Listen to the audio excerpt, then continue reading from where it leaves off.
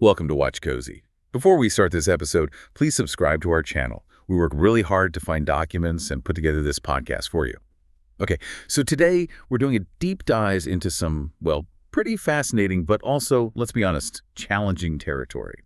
We're looking at the philosopher Jean-Paul Sartre, specifically his huge work, Being and Nothingness. Yeah, Being and Nothingness. It's not exactly a title that screams light reading, is it? Not at all. You hear that and you think, okay, this is going to be heavy, some big questions coming up. Absolutely. And the context is quite something. Imagine, it's 1943, France, middle of World War II. Right. Chaos, uncertainty everywhere. And there's Sartre, this really restless mind, just writing furiously. And he's tackling these massive ideas. Freedom, consciousness. And this concept of a void, like a deep emptiness or nothingness inside people. Exactly. And the way the book is described, it's not just some dry theory. It's presented more like a shout. A shout. Or even a naked scream, trying to get right down to the bone. Mm-hmm. Trying to strip away all the conventions, all the comfortable illusions, to ask, fundamentally, who are we? Or maybe even, do we actually exist in the way we think we do? How does it all work? Yeah. And that drive, that impulse to just look at things raw without masks or secret meanings is key to his whole approach. Like the tree example. Exactly. You just look at the tree, you see the color, the rough bark, the branches moving. And that's it. That is the experience. That's the idea. The appearance is all there is. No hidden treeness you need to uncover. And it takes bravery, apparently, to accept that. To say, okay, this surface reality, this appearance is enough. It is enough if you're willing to live fully in it without needing some external justification or hidden purpose. Okay, so building on that, Sartre makes this fundamental distinction, right? Two basic ways of being. Yes, this is really central to Being and Nothingness. He contrasts being in itself and being for itself. Being in itself, that seems like the easier one, the table example. Perfect example. A table it's solid, inert. It doesn't think about being a table. No regrets about not being a chair. No. No consciousness, no dreams, no possibilities beyond just being a table. It's complete, fixed. It is what it is. Filled up entirely with its own being. Got it. But then you have being for itself. And that's us. That's human consciousness. Okay, so what defines that? Yeah. It's not just thinking, is it? It's more than that. It's the ability to think, yes, but crucially, it's the ability to imagine not being what we are. Or being different. So it's about possibility. And negativity, in a way. Exactly. The capacity for absence, for negation, to say, I am not that table, or I could be something else. And this leads to his really radical idea about where consciousness even comes from. Right. It emerges from nothingness. Which sounds terrifying, like a black hole. It can sound that way, but it's not just, empty space. It's more fundamental. It's our ability to perceive ourselves by what we are not. The ability to stand apart, to introduce no into the world. Precisely. Consciousness arises in that gap, that ability to differentiate ourselves from the world and from our past selves. Okay, so if consciousness isn't a thing, not some substance, but arises from this nothingness, this capacity for not being, what's the big result? Freedom. Radical, inherent freedom. Because if we don't come from some pre-made essence or nature, if we're not like the table with a fixed identity, then there's no script. No built-in purpose. None. We're not assigned a meaning. We arrive, and then we have to figure it out. Which gets us to that famous phrase, condemned to be free. Condemned, yeah. It sounds negative, but it means we have to be free. There's no escape from it. Because there's no external map, no divine plan telling us how to be human. Exactly. Since we're not fixed, we are forced by our very nature as consciousness to create our own meaning, our own values. From the moment we become aware. From that moment on, every choice we make is, in a sense, an act of creating who we are. That sounds like, well, immense power, but maybe also terrifying, a huge burden. It absolutely is. And that terror, that weight of total freedom and responsibility is why, Sartre argues, so many people flee from it. Into what he calls bad faith or self-deception. Exactly. Bad faith. How does that work? The waiter example is often used, right? Yeah, it's a vivid one. Imagine a waiter who plays the role too well. Almost mechanically. Like he's nothing but the waiter. Right. He acts only as the waiter, denying any other part of himself, other desires, dreams, even just the freedom to move differently or say something unexpected. He behaves as if the role is his essence, as if he literally can't do anything else. Precisely. He's trying to become like the table, fixed, defined, without the scary burden of choice. But the scary truth is, That at any moment he could choose differently. He could drop the tray, quit, sing a song, anything. The freedom is always there, underneath the performance. denying that freedom, pretending you have to be a certain way, there's bad faith. That's the core of it. Reducing yourself to a thing to escape the anxiety of freedom. So this connects back to the void idea. We come from nothingness, we're writing on a blank page. That blank page is our freedom, but it's also why we feel anxiety. And people react differently to that blankness. Two main ways, according to the sources. Some people are terrified. They look at the empty page and panic. And they try to find a pre-written script somewhere else. Yeah, they clutch onto external things, religion, social roles, destiny, anything that feels like it gives them a fixed meaning and tells them what to write. Okay, what's the other reaction? The others look at the blank page and say, okay, it's empty, great, let's go. They embrace it. They embrace it. They see the nothingness not as a lack, but as total possibility. Since nothing's written, I get to write it, I'll build what's here. But that means you own everything you write on that page. Hmm. The good and the bad. Everything. Your successes, sure, but also your failures, your mistakes, your regrets. They stem from your choices. You can't just blame fate or your upbringing. Not entirely. Those are factors, your situation, but your response is your choice. The responsibility lands on you. Which leads to that very direct advice. Yeah.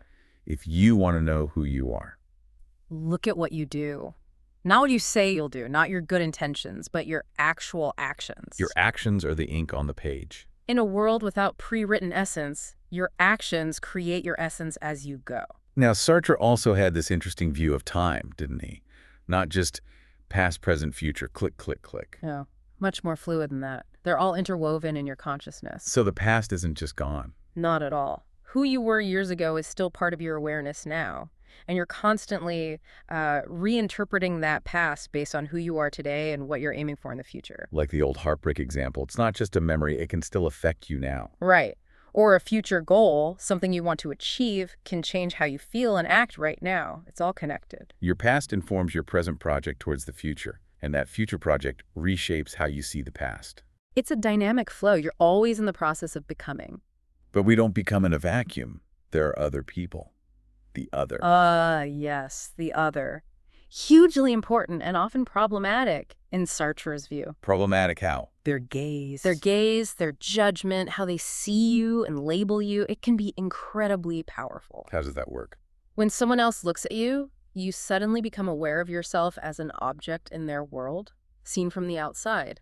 Like looking in a mirror they're holding. Exactly. And their view of you, their definition, might clash violently with your own sense of who you are. And that can trigger things like shame, guilt. Shame, guilt, anxiety, a desperate need for their approval to confirm your own value. It's complex. So relationships with others are tense. Fundamentally tense, yes. We Yeah. deeply desire connection, closeness, recognition. But we also fear that the other person will define us, limit our freedom, turn us into that fixed object we're trying not to be. We want their love, but we worry about losing ourselves in getting it. It's this constant push and pull between connection and independence. And this really plays out in love and romantic relationships. Oh, absolutely. They can become, as the sources put it, a kind of battlefield, a conflict between two freedoms. Trying to possess the other person. Yes, trying to hold on to them tightly to control how they see you, maybe to prevent them from seeing parts of you you don't like, or just to make their freedom serve your needs. Trying to turn them into a predictable object. Right. But that inevitably leads to conflict, to heartbreak, because the other person is also a free consciousness, a being for itself. They resist being possessed. Inherently, their freedom is inescapable, just like yours.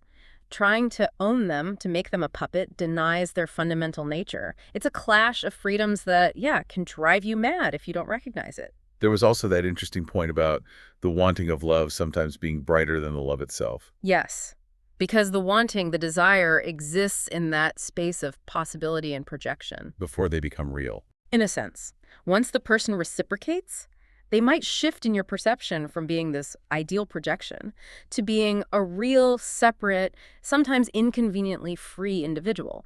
They become an object attained, and some of that initial magical projection can fade. Okay, so freedom is central, but it's not absolute power.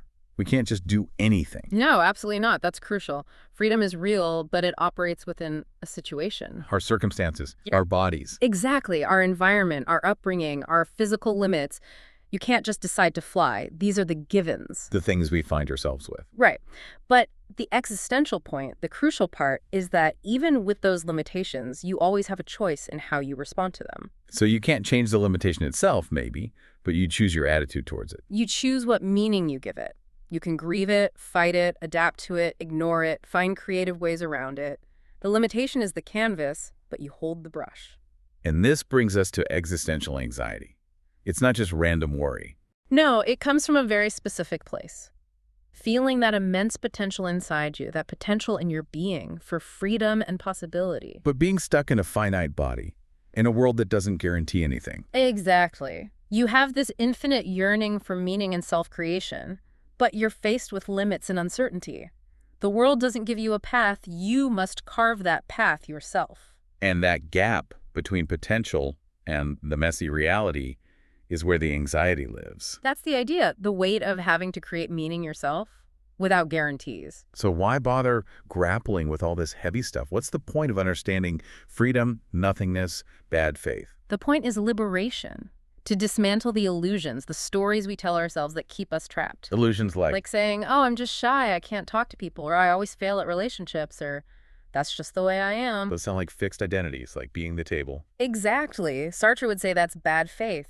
It's denying your power to choose differently, to act against that self-definition. You have the power to redefine yourself. But embracing that. Okay, I'm not a fixed thing, I'm a process. That sounds, well, still heavy. It is heavy. You're not a fixed name. You're a verb.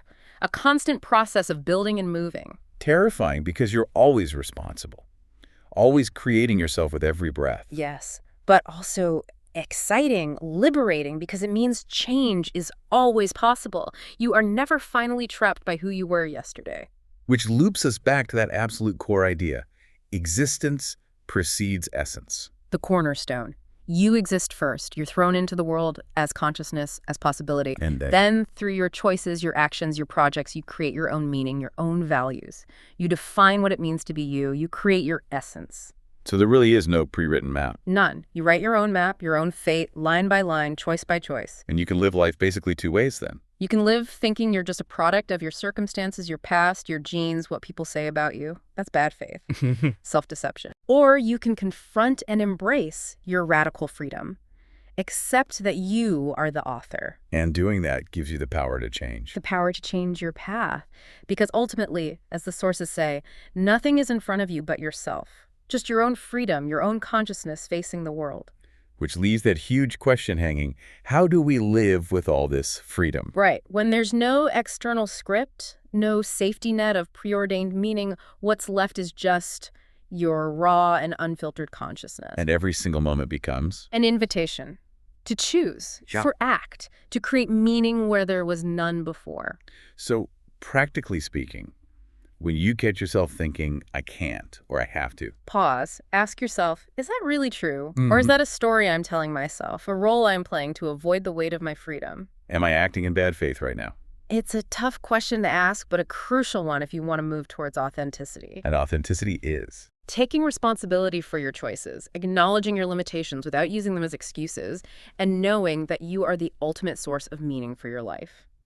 So Sartre's gift, it's described as bitter and liberating. Bitter, perhaps, because it highlights our fundamental aloneness and responsibility, no cosmic backup. But liberating because that same condition means we are radically free to create ourselves. It's scary, but magnificent. Embrace the freedom, and life opens up to possibility. Run from it, hide in bad faith, and you stay trapped in illusions. And that final image really sums it up. Human is a void in motion that is painting its identity on a white canvas. That says it all, doesn't it? Consciousness, the void, constantly moving, actively creating meaning and selfhood through choices on the blank canvas of existence. That's being and nothingness in a nutshell. Wow. Okay, that was definitely a deep dive. Sartre really doesn't pull any punches, does he? Yeah. He forces you to look at things you might prefer to ignore about freedom, responsibility, identity itself. He really does. It shakes up our comfortable assumptions about who we are and where meaning comes from. It's demanding stuff. but incredibly insightful. It makes you think differently about your own life, doesn't it?